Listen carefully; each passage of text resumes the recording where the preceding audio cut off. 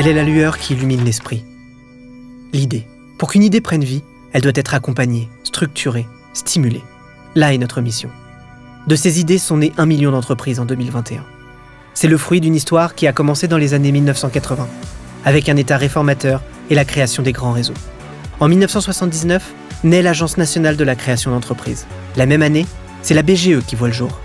Puis, le réseau Initiative France est lancé. C'est une démarche d'intérêt général. En 1986, c'est la naissance du réseau Entreprendre. On s'est dit tout de suite, faut créer des emplois, faut créer des employeurs. 2 ans plus tard, c'est au tour de France Active d'émerger. Et enfin, le 5e grand réseau, l'ADI. C'est que chacun, y compris ceux qui n'ont pas de travail, y compris ceux qui sont en grande difficulté, ont la capacité d'entreprendre. Dans les années 2000, l'histoire continue, avec l'apparition du régime de l'auto-entrepreneur et de BPI France Création.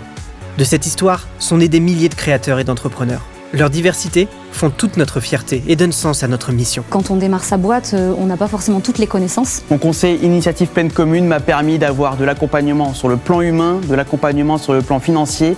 Sans le réseau, je pense que ça aurait été beaucoup plus compliqué pour Etikado de se lancer. J'ai eu une écoute, on a droit à de la bienveillance. Aujourd'hui, je suis fier de ma société qui ouvre dans 1 mois normalement. Je suis très fier de tout ce que j'ai pu faire jusque-là. Grâce au réseau, aujourd'hui, je suis fier de pouvoir recruter et surtout de pouvoir agir pour la transition écologique et solidaire. Seule la création d'entreprise permet de sentir cette étincelle, cette motivation qui nous permet de nous dépasser au quotidien et de vraiment trouver un sens. En 2021, nos chiffres témoignent de ce dynamisme.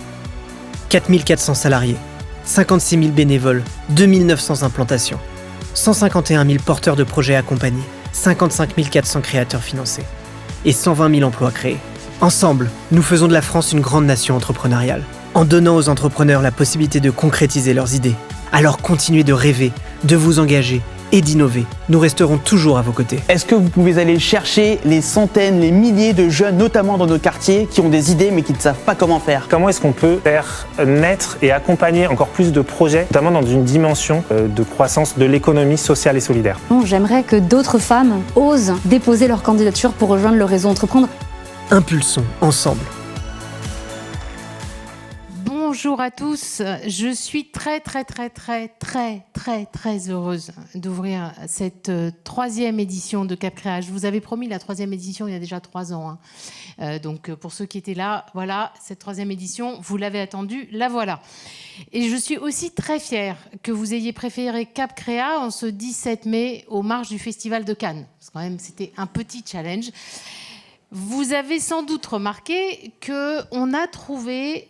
Cette année, on a quand même fait très fort. On a trouvé le petit créneau entre la nomination de la Première ministre, la désignation du gouvernement et l'ouverture du Festival de Cannes. On n'est jamais à l'abri d'un coup de bol. C'est la magie de BPI France, c'est la magie de Cap Créa. Donc bienvenue à tous et merci d'être là. Alors je ne veux pas faire concurrence au Festival de Cannes, mais quand même, je ne peux pas m'empêcher de décerner quelques prix. Je sais que je fais un peu le truc à l'envers, mais vous allez voir, aujourd'hui, on a décidé d'à peu près tout faire à l'envers. Normalement, on décerne les prix à la fin. Là, on va décerner les prix au début. Vous êtes plus de 500 inscrits. Vous venez de tous les territoires, avec une mention forcément très spéciale. Je regarde la dame du premier rang, elle va plus elle va plus pouvoir s'asseoir tellement les chevilles vont enfler. Une mention très spéciale à qui ? Aux Hauts-de-France, champion du monde de collectif. Allez, faites un peu plus de bruit quand même. Voilà. Vous arrivez, ça me fait mal Blandine, hein, mais vous arrivez avant la Bretagne, quand même, les Bretons. Et avant le centre Val-de-Loire, en revanche, vous êtes largement distancés par la Réunion si on tient compte du nombre de kilomètres parcourus. Je vous remercie d'applaudir les 2 Réunionnais que nous avons dans la salle.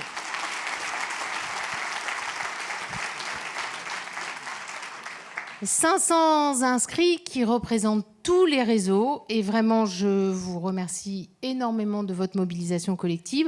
En poids absolu, la palme revient au réseau Initiative. Bravo Guillaume. En revanche, ils ne font pas tellement de bruit. Hein. Ils sont hyper disciplinés. En revanche, en poids relatif, là, je suis sûre qu'ils vont faire plus de bruit. C'est le réseau, c'est 100 000 entrepreneurs qui gagnent. Voilà, et voilà. Et du coup, je vais quand même un peu m'arrêter sur les prix, parce que sinon, on va y passer la soirée. Mais je voudrais finir les remerciements en remerciant énormément nos partenaires, les régions, les collectivités, l'État, les banques, les réseaux consulaires qui sont là aussi. Bref, tout le collectif de soutien à la création d'entreprises est réuni pour partager ensemble un temps d'échange et un temps de travail. Parce que oui, j'ai pas une bonne nouvelle pour vous. En fait, on va travailler. Vous allez travailler, on va tous travailler. Vous avez remarqué, dans la petite vidéo qu'on a passée ce matin, on a voulu revenir sur 50 ans d'histoire. 50 ans d'histoire, en 2 minutes, c'était un peu un challenge, mais ça nous paraissait utile parce qu'il nous paraît indispensable de savoir d'où on vient pour savoir où on va. Et cette histoire, elle ne s'est pas construite en un jour. Les compétences, les savoir-faire, les collaborateurs, les bénévoles qui se mobilisent au service des créateurs dans toutes nos structures, sont les fruits de cette histoire. Et cette histoire, elle nous oblige. Et ce socle est particulièrement important dans le contexte actuel de très forte dynamique entrepreneuriale qu'on connaît en France. Alors, c'est à peine la peine de revenir sur les chiffres, mais quand même, 1 million de créations d'entreprises en 2021, 1 Français sur 3 qui s'affiche dans une dynamique entrepreneuriale, et pourtant encore beaucoup de disparités, puisque dans cette dynamique, on ne trouve qu'une femme sur 4. Alors j'espère que la Première ministre ne manquera pas de faire en sorte que ces disparités se réduisent. On ne trouve qu'une femme sur 4 et on ne trouve qu'un habitant des quartiers sur 5. Et du coup, c'est vraiment un enjeu énorme que de réussir à réduire ces disparités. Et c'est surtout un enjeu énorme de faire en sorte que l'on dépasse le chiffre actuel de moins de 20% des créateurs actifs accompagnés par les réseaux que nous représentons, accompagnés et financés par les réseaux que nous représentons.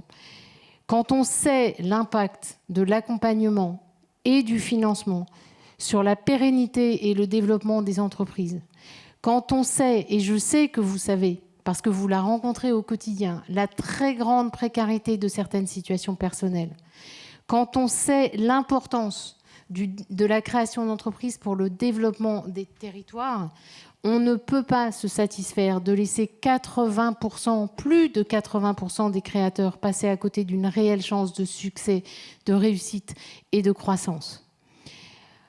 On a l'habitude, et vous nous entendez souvent, et on est très content de le faire, on a l'habitude de mettre en avant nos fiertés, de mettre en avant nos réussites.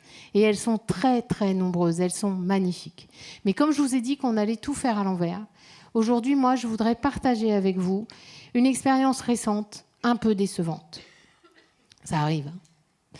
La semaine dernière, j'ai eu l'immense plaisir de participer à la cérémonie des lauréats de Réseau Entreprendre 93. Et Omar, je ne sais pas si tu es dans la salle, mais en tout cas, je veux à nouveau te féliciter et féliciter toute l'équipe de Réseau Entreprendre 93 pour le boulot énorme qui est fait et pour la magnifique soirée des lauréats de la semaine dernière à Noisy. Et pour autant, lors de cette soirée, j'ai rencontré un entrepreneur. Un entrepreneur qui a créé sa boîte il y a 2 ans et demi, dans la food tech. Un entrepreneur lié à Rungis, un entrepreneur avec des ambitions très fortes en matière de croissance et d'impact. Cet entrepreneur, il m'a dit, mais j'ai créé il y a 2 ans et demi, sans accompagnement, sans financement. Parce que je pensais que c'était facile. Parce que je ne connaissais pas l'écosystème incroyable, les possibilités formidables d'accompagnement et de financement qui s'offraient à moi. Je ne les connaissais pas, alors que moi, entrepreneur, jeune, formé d'Île-de-France, au croisement de la tech et de l'impact, je ne vous connaissais pas. Est-ce qu'on peut se satisfaire de rencontrer et de croiser encore, et on en croisera toujours, on ne va pas accompagner 100% des créateurs d'entreprises, mais qu'ils ne soient pas tous accompagnés, c'est pas grave, qu'ils ne nous connaissent pas, est-ce que c'est acceptable? Est-ce qu'on peut considérer, est-ce qu'on peut se satisfaire de cette invisibilité ou de cette insuffisance de visibilité? Est-ce qu'on peut se satisfaire d'entendre que la diversité des réseaux que vous constituez n'est pas une diversité force de valeur ajoutée, mais de complexité? Est-ce qu'on peut accepter que la valeur ajoutée énorme que vous contribuez et qu'on contribue à faire émerger dans les territoires n'est pas connue? Ce constat, je pense que c'était important de le partager ce matin. On a plusieurs façons de l'aborder. On peut considérer que chacun d'entre nous, seul, on va remédier par notre propre action aux limites que je viens d'évoquer. On peut considérer que chacun d'entre nous, seul, on va mobiliser, expliquer, sensibiliser nos partenaires, nos financeurs. On peut chercher seul à trouver des solutions. Ma conviction, c'est que ça ne suffira pas. Ma conviction, c'est que la force du collectif que nous formons doit se mobiliser ensemble pour trouver des réponses aux enjeux économiques et sociaux auxquels nous sommes tous confrontés, auxquels vous êtes tous confrontés dans les territoires. Ce collectif, c'est notre actif. Ce collectif, c'est une force. Sans lui, nous ne parviendrons pas à relever le défi de l'entrepreneuriat et il est énorme et il est d'actualité et c'est maintenant qu'on est attendu. C'est pour ça qu'on vous propose aujourd'hui à Cap Créa de co-construire et d'impulser ensemble une nouvelle dynamique de cette démarche collective. Alors, maintenant que j'ai partagé des déceptions, on ne va pas non plus se couvrir la tête de cendre. On ne part pas de rien, loin de là. Beaucoup de choses existent au sein de chaque réseau, beaucoup de choses existent au sein de chaque territoire. On le vit ensemble tous les jours, dans les co-créas, dans les tournées, dans les salons. Vous travaillez ensemble toujours et tout le temps. Cependant, on va partager tout ça aujourd'hui, on va partager tout ça dans les ateliers et c'est sur cette base incroyablement forte et incroyablement dynamique qu'on va co-construire. Avant de vous laisser partir travailler, je vous propose, et je suis absolument ravie d'accueillir Christian Monjou, un homme aux multiples casquettes, qui va partager avec nous sa vision de cette force collective. Christian, je vous remercie infiniment d'être là aujourd'hui et je vous cède le micro.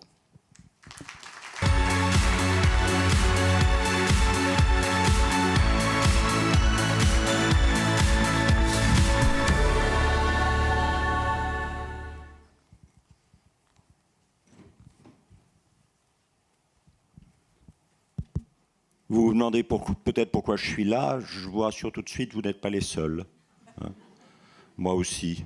Donc, voilà. Créer, puis je te créa.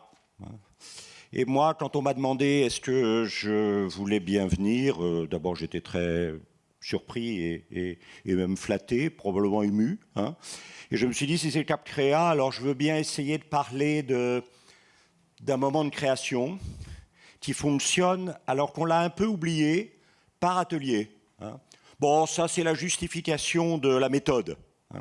Un proverbe japonais, si tu es pressé, progresse lentement, si tu es encore plus pressé, fais un détour. Donc on va faire un détour. Et on va faire un détour dans le temps et dans l'espace. On va regarder un atelier. Alors, bon, c'est vrai que quand on parle de création, on a peut-être tendance à aller vers quelqu'un comme Vincent van Gogh. Mais le gros problème, c'est que Vincent van Gogh, c'est un modèle qui est celui de l'artiste maudit et qui n'est absolument pas le nôtre aujourd'hui. Ça ne veut pas dire que ça ne soit pas génial, fabuleux, tout ce qu'on voudra, mais ce n'est pas notre modèle aujourd'hui. D'ailleurs, si vous êtes au courant, vous savez que Vincent avait toujours rêvé de faire venir Gauguin à Arles pour faire avec lui, effectivement, un atelier. Et puis, Gauguin est venu, billet de train payé par Théo, le frère de Vincent, et puis, quelque part, Gauguin a compris que l'affectivité de Vincent vis-à-vis de lui était un peu pour lui gênante et donc il a préféré rentrer à Paris et ça s'est pas bien terminé. Je n'ai pas une passion pour Jeff Koons, hein, mais j'aime bien ça. Parce qu'il vous dit, Jeff Koons, en fait, c'est pas moi tout seul, c'est tous ceux qui sont là derrière moi. Et donc, le nom devient la marque et la marque devient le nom, si vous voulez ce que je veux dire. Pour moi, ça, c'est très important. Cette idée qu'on est à plusieurs en train de... Hein. Alors on va s'en aller loin, je vous l'ai dit, détour dans l'espace et dans le temps, c'est-à-dire Anvers, dans les Flandres, et puis le début du XVIIe siècle. Hein. Et si vous connaissez Anvers, vous savez que la maison de Rubens, Rubenshuis, comme on dit, hein, il y a deux maisons. La première maison, c'est la maison de gauche, c'est la maison flamande typique, des briques rouges avec des encadrements de pierre blanche autour des fenêtres. Ça, c'est Pierre-Paul Rubens, l'homme, c'est-à-dire d'une certaine façon le mari, le père, l'ami. Et puis à droite, vous devinez vaguement qu'il y a une toute autre, ne serait-ce qu'au niveau des matériaux, de la pierre de taille. Et ça, évidemment, c'est l'atelier. Et l'atelier, le modèle, vient directement d'où? Il vient directement d'Italie. Parce que de 1599 à 1608, le créateur essentiel que Rubens va devenir s'est mis en danger en allant ailleurs. Et en allant ailleurs, se confronter à une différence pour, nourri et enrichi de cette différence, revenir créer chez lui. Parce que, on ne va pas, rassurez-vous, aller trop dans les détails, mais Braudel vous dirait que Gênes, début 17e, c'est la Silicon Valley à ses débuts aussi. C'est-à-dire qu'à un moment, si vous voulez, les Habsbourg se sont dit que la banque allemande était en train de basculer dans la réforme, ce qui est en soi probablement une très bonne chose. Mais pour les Habsbourg, ce n'était pas une bonne chose. Et ils ont donc décidé de réorienter l'or du Mexique et l'argent du Pérou qui passait par la banque allemande, ils ont décidé de le réorienter vers Gênes. Et ça, c'est génial. Rubens a compris que quelque chose de la nouveauté, quelque chose d'un nouveau visage du monde était en train de se jouer à Gênes. Et c'est là qu'il est allé. Il a fait Mantoue, il a fait Florence, il a fait Rome, bien sûr, mais surtout Gênes. Il a même fait un bouquin avec des dessins d'architecture sur les palais d'eux. Et du coup, cette maison qu'il fait construire à Gênes, à Anvers, qui va devenir le lieu de son atelier. D'un côté, vous aviez Rubens l'homme, là, vous avez Rubens l'artiste. Et alors, c'est pas un galetas miteux en haut d'un 6e étage où quelqu'un crache ses poumons, abandonné par sa copine, n'ayant pas de quoi bouffer d'ici la fin de la semaine, et confronté à l'énigme de la toile blanche. Pas du tout le genre de la maison. Hein. Il faut créer, il faut que ça sorte en fin de mois, et il faut que l'argent rentre. Ça, c'est clair. Hein. Voilà. Alors, c'est une image d'un atelier. Hein, vous voyez. Et pour moi, il y a des choses absolument essentielles là-dedans. C'est-à-dire que face à cette image un peu caricaturale que je viens de vous donner de l'artiste maudit solitaire dans son galetas en haut, là vous avez des gens qui travaillent ensemble. Hein. Et alors il y a un détail en particulier, supposons que vous achetiez un tableau de Rubens, vous le faites analyser au rayon X et on va vous dire c'est un très bon Rubens, 60% des touches sont de Rubens.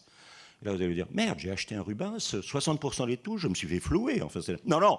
60% des touches par Rubens, c'est vraiment excellent. Parce que si vous regardez ici, forcément celui de droite, là, sur l'estrade, c'est le rôle que jouait Rubens dans son atelier, c'est-à-dire à la fois le centre vers qui tout converge et le centre à partir de qui tout part. Mais vous voyez qu'à gauche, vous avez évidemment ce qu'on appelle un peintre de draperie. Le patron de l'atelier a fait le visage et les mains. Et puis après, les vêtements, il délègue. Alors attention, parce que s'il délègue à quelqu'un qui est merdique, on ne reviendra jamais. C'est-à-dire que la réputation assez vite dira « Ouais, Rubens, pour les mains, pour le visage, c'est pas mal, mais enfin, il a un nulard avec lui là pour les vêtements, et donc surtout, allez pas perdre votre temps à vous faire le portrait par Rubens, c'est clair. » Donc vous voyez, la question du choix des collaborateurs, on va y revenir. Hein. Puis alors, bon, pour moi, c'est bouleversant, c'est les gosses. Hein. C'est les gosses qui viennent apprendre le métier. Et qui, eux, en apprenant le métier, vont obliger les patrons de l'atelier à réfléchir à comment on l'enseigne, comment on le partage. Hein.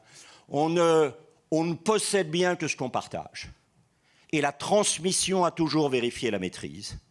Une maîtrise qui ne se transmet pas, pour moi, est une maîtrise suspecte. Hein, c'est clair. Donc voilà. Alors, juste un tout petit détour par la France, parce que, faut aussi passer par là. Hein. Henri Matisse, La Moulade en 1905, c'est une crique près de Collioure. Hein.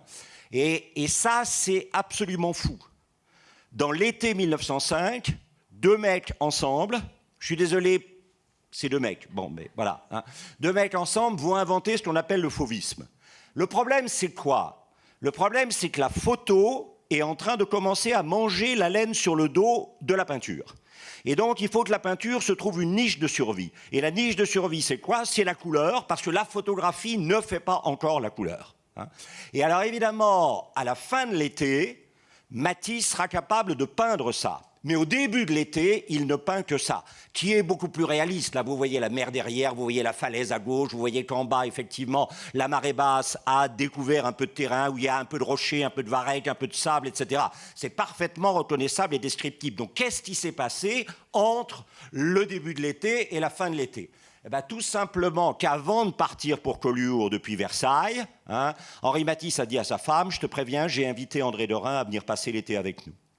Et ça, c'est génial, parce que Matisse sent qu'il est sur le point de commencer à se répéter et qu'il faut qu'il soit secoué par un jeune aux dents longues qui va l'obliger à bouger. Et c'est ça le rôle de Derain. Et vous voyez ici, vous avez le portrait de Derain par Matisse. Et c'est vrai que les couleurs de Derain que vous voyez là, si vous êtes Matisse, ça vous secoue quand même énormément. Et du coup, vous avez ici le portrait d'Henri Matisse par Derain. Et ça, c'est fabuleux. Cette idée que Derain va avancer, Matisse va trouver dans l'avancée de Derain les moyens de sa propre avancée à lui, qui deviendront les moyens de l'avancée de Derain et réciproquement. D'ailleurs, vous avez cet autre portrait de Matisse à gauche par Derain, où on voit bien l'angoisse de Derain. Moi, je trouve qu'on la sent très bien. Et donc, partant de ça, grâce à la présence de l'extraordinaire Derain, Matisse va pouvoir rebondir dans ça, qui n'a plus rien à voir avec une concurrence photographique et qui signale effectivement probablement une liberté de la peinture presque pré-abstraite. Voilà. Et vous voyez ça, c'est une photographie insoutenable. Une femme qui apprend quelque chose à un homme. Enfin bon, je demande comment on peut montrer des choses pareilles. Une femme jeune qui apprend quelque chose à un homme d'une certaine maturité. Une femme d'une origine culturelle différente qui apprend quelque chose à ce qu'on appelle le dead white male, un mâle blanc mort. Et ça s'appelle du mentorat inversé. Et votre intelligence de recruteur, de créateur d'équipe, de créateur d'atelier, c'est de vous dire, elle va me faire chier, il va me faire chier, mais j'en ai besoin. Et c'est exactement ce que Henri Matisse a fait. Il s'est dit, Derain va m'emmerder, mais au moins, je me serai remis en route. J'aurais repris du mouvement. Donc, transmission, qui apprend de qui? Et alors maintenant, regardez bien, ce qui est bouleversant, c'est la partie à droite du tableau. C'est-à-dire, c'est des gens, évidemment, qui ne vont jamais peindre, ou du moins pas là. Mais s'il n'y avait pas celui du fond, là, à droite, qui broie les pigments, et s'il n'y avait pas celui qui, après les pigments broyés, les mélange au liant pour préparer, évidemment, le travail de celui qui est au centre de l'équipe, et ben, finalement, voilà. Et donc, si vous voulez faire atelier, si vous voulez créer, il faut que la dignité de chaque contribution soit reconnue, surtout si cette dignité est discrète. Parce que finalement, quelqu'un dont on reconnaît la dignité, c'est quelqu'un qui va oser se risquer. Vous voyez ce que je veux dire? Et qui va oser se risquer à dire quelque chose, qu'elle ou il a envie de dire. Moi, je dis toujours dans mes séminaires sur l'innovation, c'est souvent la personne qui est au plus près du geste qui saurait le mieux comment l'améliorer. Mais comme personne ne le lui demande jamais, vous pensez bien qu'elle ou il ne va pas prendre le risque de le dire. Voilà. Alors, exigence d'innover. Bon. Alors, on va prendre un sujet tarte. Une jeune nana, dans une maison un peu pourrie, dans un bled paumé qui s'appelle Nazareth, elle est en train de lire un vieux bouquin. Soudain surgit une créature, genre Batman, qui lui dit que tu seras la mère de Dieu, et elle lui dit oui pour qu'il foute le camp. Ça s'appelle l'Annonciation. C'est pas un manque de respect pour l'Annonciation. L'Annonciation, c'est génial. Parce que l'Annonciation, c'est devenu très important, alors qu'au départ, c'est vraiment nulard. Enfin, c'est voilà. Bon. Et donc, quelqu'un est passé chez Rubens et il lui a dit, tu me ferais pas une Annonciation. Parce que, attention, il n'y a pas de marchand d'art. Vous passez chez le peintre et vous lui dites, tu me ferais pas une Annonciation. Et Rubens, bon, ouais, en ce moment, on a un peu de calme. Là, je peux te faire une Annonciation, effectivement. Alors, vous voyez, c'est, voilà, bon, quand on était en pleine période post-iconique, fond d'or, pas de profondeur, et là on concentre l'attention sur la Vierge qui s'inquiète un peu et l'ange qui arrive. Là, vous voyez, chez Fra Angelico, c'est déjà beaucoup plus complexe. Hein. Vous retrouvez la créature genre Batman, vous retrouvez la jeune fille, et puis derrière, vous avez l'origine de l'histoire. Un jardin, une pomme, 2 poires et beaucoup de pépins. Hein. Et c'est pour ça que... Voilà. Hein. Vous êtes bon, mais elle n'est pas de moi, donc voilà. Et regardez, si vous êtes dans le Nord, comme Boots, hein, bah, vous n'allez pas pouvoir faire une annonciation comme ça en plein air, avec les trucs qui volent au vent. Non, non, il vous faut un intérieur avec des bancs, etc. Hein. Et puis, évidemment, vous sentez bien que chez Véronèse, il y a de moins en moins de gens qui croient, donc ça devient de plus en plus théâtral. Hein. Ça, méfiez-vous. Moins les gens croient, plus il faut que ça devienne théâtral, parce que ça va effectivement les secouer un peu. Hein. Et ça, j'adore. Ça, c'est ma préférée. C'est Lorenzo Lotto, c'est un peintre magnifique. Hein. Vous la voyez là? Il est en train de se dire, mais qu'est-ce qu'ils me veulent, tous ces trucs-là? Hein. Vous avez l'autre là-haut qui a l'air de vouloir plonger sur moi. Hein. L'autre là, le jeune avec ses lisses, là, le chat qui visiblement... Bon. Et regardez la manière dont... C'est fou. Hein.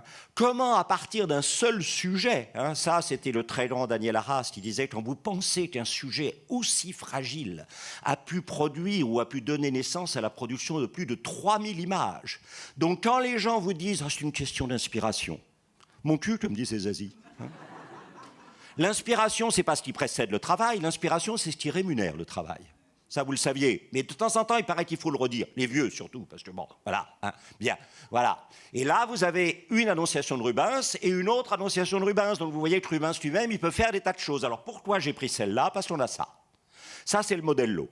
Ça, c'est 8 jours après le passage du client qui a dit « Pierre-Paul, tu me fais une annonciation ?» Pierre-Paul dit « Ouais, on va essayer. » Bon. Et 8 jours après, le client revient et ça, c'est le modello. Et là, ça va être le contrat. Si le client dit « Oui, c'est bon », bah c'est bon. Hein, on va faire. Si le client dit « Non », on passe à autre chose. Et si le client dit « Oui, on va faire », le travail maintenant de Rubens, c'est de savoir à qui il va déléguer les différentes parties de l'annonciation. Alors, on va prendre une scène, vision, leadership, réalisation, à qui confier, qui écouter. Parce que ça, c'est très important. Quand Rubens vous délègue une partie du tableau parce qu'il vous considère comme probablement meilleur que lui dans le domaine dans lequel il va vous faire confiance, il écoute vos remarques sur sa propre vision.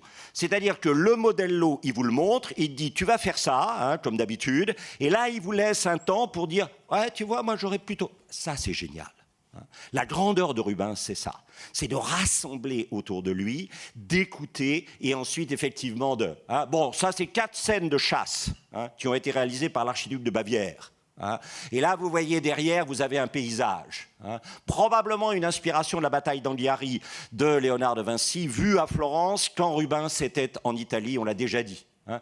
Mais vous avez un paysage. Bah, le paysage, Rubens ne va pas s'emmerder à faire le paysage. Hein. Par contre, c'est un homme qui s'appelle Jan Wildens auquel il va confier ça. Et maintenant, écoutez bien, mais vous le saviez probablement, le portrait de Wildens est entièrement de la main de Rubens. Ce qui est le seul moyen que Rubens, peintre, a de manifester son respect pour la personne dont il demande et dont il veut la collaboration. Vous voyez ce que je veux dire? Ça, c'est magnifique. Hein. Et vous voyez, dans un tableau comme ça, vous voyez que la moitié du tableau sur la droite et en haut, c'est du paysage, et ça, c'est la main de Wildens, bien sûr. Hein. Et puis, vous voyez, dans le coin, là, à droite, vous avez de la végétation. Hein. La végétation, bah, c'est un type qui s'appelle Jan Bruegel l'Ancien ou Jan Bruegel de Vlot. Pourquoi Jan Bruegel l'Ancien? Parce que le gamin que vous voyez là, il s'appellera Jan Bruegel le Jeune. Et le papa, c'est Pierre Bruegel l'Ancien, le plus grand peintre d'Anvers dans la génération qui précède Rubens. Seulement, Jan Bruegel, c'est le fils cadet. Le fils aîné passe son temps à faire des copies des tableaux du père, parce qu'à l'époque, évidemment, il n'y a pas de système digital qui vous permette de reproduire tout de suite. Hein. Donc, si vous avez vu un tableau dans l'atelier du père, et vous dites, c'est vraiment pas mal, ça me plaît, on vous dit, ben, c'est pas grave, vous allez avoir une copie d'atelier. Si vous connaissez vos catalogues de vente aux enchères, de temps en temps, à côté d'une toile, vous avez marqué copie d'atelier. Dans le cas des Bruegel, ça veut dire que l'original a été fait par papa, la copie pour un client, ou 2 copies pour 2 clients, a été faite par le fils aîné. Du coup, le fils cadet, c'est pas trop ce qu'il a à faire. Et si vous regardez, parce que le tableau est évidemment, le portrait collectif est entièrement de la main de Rubens, regardez l'intelligence psychologique et l'intuition fabuleuse de Rubens. Toi, Yann, qui travaille pour moi, tu as toujours été un peu dans la merde vis-à-vis de ton père et de ton frère aîné. Et comment je te montre que je sais ça? je te mets non pas au centre, mais je te mets dans le coin, en haut, derrière, pour que tu saches bien, que je comprends bien que c'est pas facile d'être le fils cadet d'un génie. Et ça, c'est magnifique. Et vous voyez, un Jan Bruegel qui voit ça, comme il n'est pas con, il se dit, mais au fond, il a tout compris. Et à partir de ce moment-là, il va s'engager aux côtés de Rubens, vraiment. Regardez ça. Rubens, il a fait la Vierge et l'enfant, il a fait des petits poutis probablement, mais tout ce qui est la couronne de fleurs, c'est effectivement le respect de chaque collaborateur et de sa contribution à la réalisation de la vision. Alors là, bon, il y a des vêtements. Alors les vêtements, c'est Van Dyck. Ça, c'est clair. C'est fou. Quand vous pensez la carrière individuelle des gens que Rubens avait réussi à rassembler autour de lui et à convaincre de travailler avec lui, c'est extraordinaire. Alors bon, vous le savez, mon vieux maître et ami Roland Barthes disait « Il n'est de pays que de l'enfance ». Si vous allez à Anvers, il y a un restaurant près de la Grand Place où vous avez un petit panneau sur la porte d'entrée du restaurant. Ici était le magasin de tissus du père de Van Dyck. Van Dyck a passé son temps à faire des tissus parce qu'il a passé son temps à vouloir ne pas sortir du monde de l'enfance, comme nous tous, enfin au moins comme moi. Bon, voilà. Et là, vous avez évidemment les animaux sauvages. Et les animaux sauvages, c'est Franz Schneiders. Ce très beau portrait de Franz Schneiders, il est de Van Dyck. Et ça, c'est fabuleux, parce que ça veut dire que le respect que Rubens manifeste à l'égard de ses collaborateurs devient modélisable par les collaborateurs entre eux. Parce que Rubens respecte Wildens et fait son portrait, parce qu'il y a cette atmosphère de respect de la part de celui qui est à l'origine de l'existence de la co-création, tous ceux qui contribuent à la co-création sont dans un rapport de respect mutuel. Et vous voyez, ça c'est très important.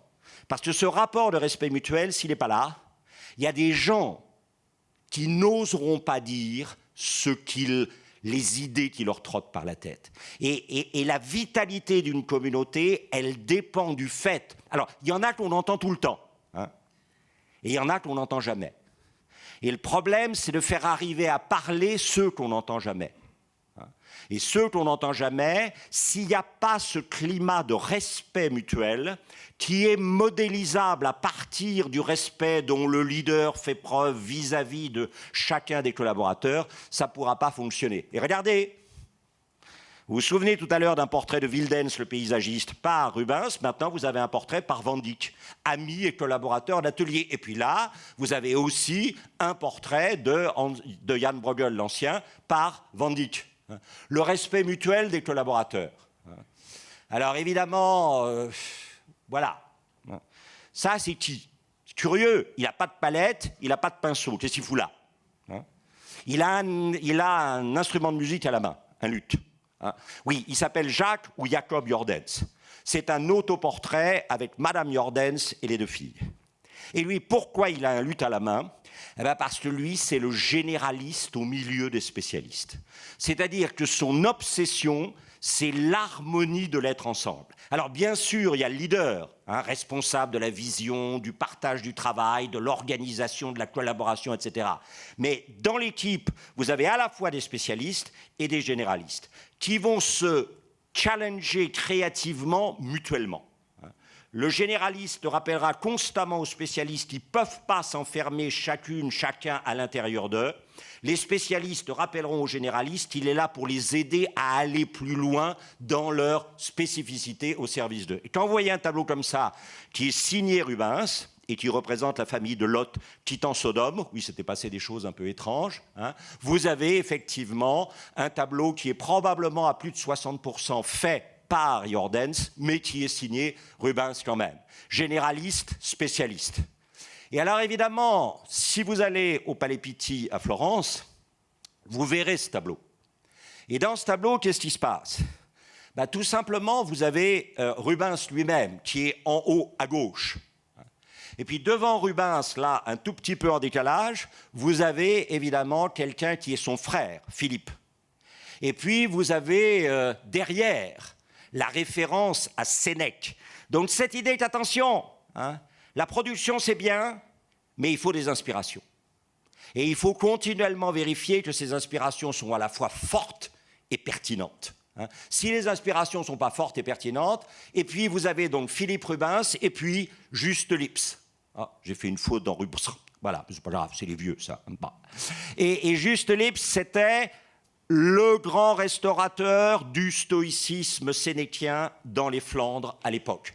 Toujours cette idée que s'il n'y a pas une présence théorique un peu forte, qui va contester l'enfermement dans la pratique et dans le danger répétitif de la pratique. S'il n'y a pas constamment cette présence théorique qui conteste effectivement le danger de l'enfermement dans la pratique répétitive, on n'est pas bon, hein. Et puis là, vous avez Jan van den Wouwer en bas à droite, hein, qui a été un des plus grands éditeurs de Sénèque, évidemment dans les Flandres à l'époque. Et puis ce monsieur qu'on a beaucoup trop oublié, né à Belgentier dans le Var, passera toute sa vie à Aix-en-Provence. C'est fou. Il est le premier en 1600, le premier Français à voir à Rome, à Saint-Louis-des-Français, dans la chapelle, dans la dernière chapelle sur la gauche avant d'entrer dans le chœur, 3 tableaux. La vocation de Saint-Matthieu et l'ange, le martyre de Saint-Matthieu. Personne ne connaît encore cet artiste. Il arrive, il s'appelle Michelangelo Merisi, et il arrive d'un bled paumé à côté de Milan. Et ce bled paumé s'appelle Caravaggio. Et donc Claude-Nicolas Fabry de Peiresc a été le premier regardeur de Caravage. Tout ça parce que, en fait, c'est une chapelle dédiée à un cardinal qui s'appelait Mathieu Cointrel, hein, et ce cardinal était mort en Italie, on l'appelait Contarelli. Sa famille française a voulu lui faire une belle chapelle commémorative dans Saint-Louis-des-Français. On a convoqué un artiste à la mode à l'époque qui s'appelait Cavaliere d'Arpino, le chevalier d'Arpin. Il a fait le plafond, on lui a dit faites le plafond, puis après on vous dira si on fait la commande pour les 3 murs ou non. Il a fait le plafond, on a trouvé ça génial, on lui a dit ah ouais, parfait. Et alors pour les 3 murs c'est combien? Et là quand il a dit combien c'était, il y a eu comme un choc. Et on lui a dit ah, ça va pas le faire. Et là il s'est un peu vexé. Il a dit mais écoutez, si vous ne pouvez pas vous permettre mes services, j'ai un jeune élève là qui vient d'arriver d'un bled paumé près de Milan. Bon. Et ça, l'astuce de la famille, c'est de prendre le jeune élève, Michelangelo Merisi, qui arrive de Caravage, et de lui donner les 3, effectivement. Et vous voyez, Claude-Nicolas Fabry de Peiresc, son meilleur copain s'appelait Galileo Galilei. C'est fou. On oublie ça aujourd'hui. Et un de ses très grands correspondants s'appelait Pierre-Paul Rubens. Et en 1623, Pierre-Paul Rubens a offert à Claude-Nicolas Fabry de Peiresc un de ses autoportraits. Vous voyez à quel point le réseau créatif est important. À la fois l'interne, l'endroit où on crée ensemble, et puis tous les branchements sur des lieux où la modernité est en train de se faire, où s'élabore ce passage entre l'ancien et le nouveau. Et comment, alors que le nouveau pourrait apparaître comme quelque chose d'un peu menaçant, d'un peu inattendu, d'un peu imprévisible, en se connectant à des gens qui sont porteurs de cette nouveauté, parfois de manière un peu inquiétante, un peu troublante, on va se remettre en question, mais en même temps, c'est ce qui va permettre de rester pertinent. Généraliste, spécialiste, référent. Et puis, voilà. Évidemment, vous êtes un client de Rubens, vous êtes passé la semaine dernière, vous avez vu ce tableau, vous l'avez trouvé pas mal, même à dire très bien. Vous repassez, il est parti. Pourquoi? Parce qu'on l'a livré. Il est parti à Munich, bien sûr. Vous le trouverez aujourd'hui dans l'ancienne résidence. Et vous êtes un peu dans la tristesse. On vous dit, mais c'est pas grave, vous n'allez pas. Il y a des produits dérivés.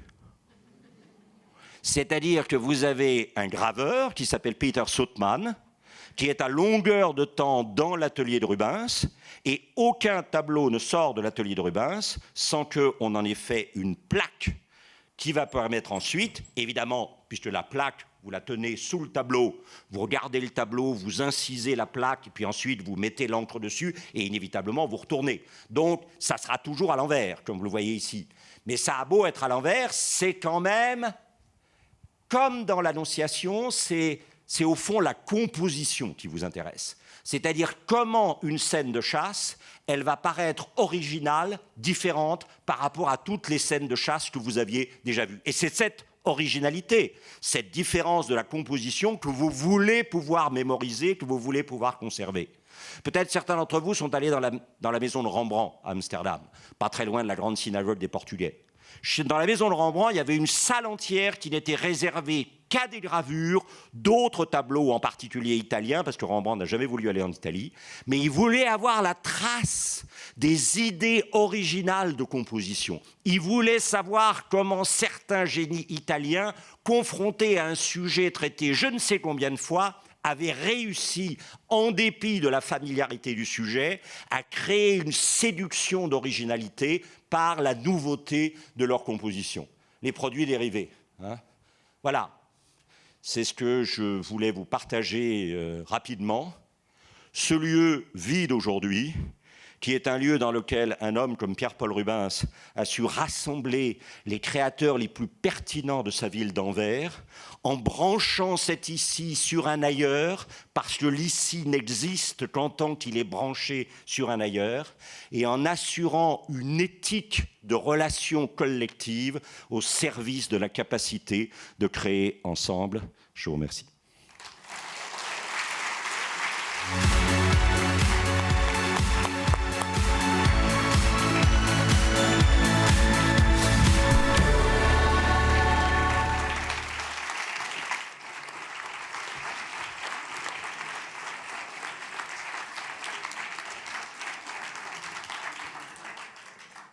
Merci beaucoup, Christian. Je dois dire que j'ose à peine remonter sur scène. Honnêtement, voilà. Je vais même pas commenter parce que je pense que voilà. J'espère que ça vous a inspiré autant que moi. Franchement, merci, mille merci. On savait que ce serait génial et c'est au-delà de toutes nos espérances. Voilà, ça dit tellement de choses. La barre est haute, les amis. On va parler d'ambition cet après-midi. En fait, c'est facile. Merci Christian, vous avez fait le job. Devenir les Rubens de l'entrepreneuriat, ça me paraît... On a déjà fait une bonne partie du chemin. Accepter que chacun ne fasse que 60% des touches, c'est facile aussi. Bref, bien, plein d'aspirations. Alors maintenant que vous partez avec tout ça dans la tête, je vous propose de partir travailler parce que on va tous travailler, je vous l'avais promis. D'abord ce matin, dans une première série d'ateliers, c'est pas les ateliers de Rubens, mais je pense que ça va être aussi créatif. En tout cas, on l'espère. Vous êtes tous inscrits. Pour ceux qui ont des petits trous de mémoire, on a mis des anti-sèches. On va poursuivre le travail ce midi parce que le collectif, c'est aussi la convivialité. Et donc, on va partager ensemble un moment de convivialité autour d'un déjeuner avant de nous remettre à nouveau au travail. Et là, on va innover. On va enfermer vos directeurs généraux et on va enfermer vos présidents dans une salle. Et on va voir qui est Rubens, qui est Van Dyck, et qu'est-ce qu'on va vous proposer en fin de journée comme tableau. Et donc, je vous invite surtout tous à rester bien jusqu'à la fin de la plénière.